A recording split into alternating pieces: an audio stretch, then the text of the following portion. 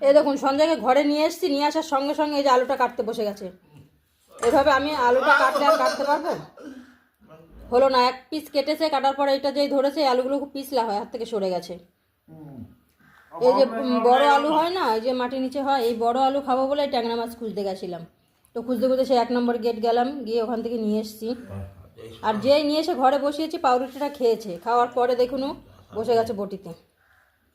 বারণ করছি কিন্তু শুনছে না। ওই দেখুন কীভাবে কাটছে। পরে এই আলুটা কি আমি কাটতে পারবো? ও ঘরে থাকলেও এরকমই করে, এখন ঘরে রাখি, সবসময় এইসব কাজ নিয়ে ব্যস্ত থাকে। সকালে উঠে বটি টটি বের করেছে, আলু কাটবে, সবজি কাটবে। যদি কাটতে পারতো তাহলে তো আমার একটু কাজই হতো, কিন্তু কাটতে তো পারবে না, উল্টো পাল্টা কেটে কেটে রাখছে। বলছি বলে তাই দেখুন চুপচাপ হয়ে গেছে, মাথা নিচু করে আছে। এ আলুটা ওভাবে কাটলি কেন? আলুটা ওভাবে কাটলি কেন? ওরকম আলুটা ছাড়াতে হয় না? আগে তো ছাড়াতে হয়, তারপর তো কাটতে হয়। পারবি তুই কাটতে? পারবি?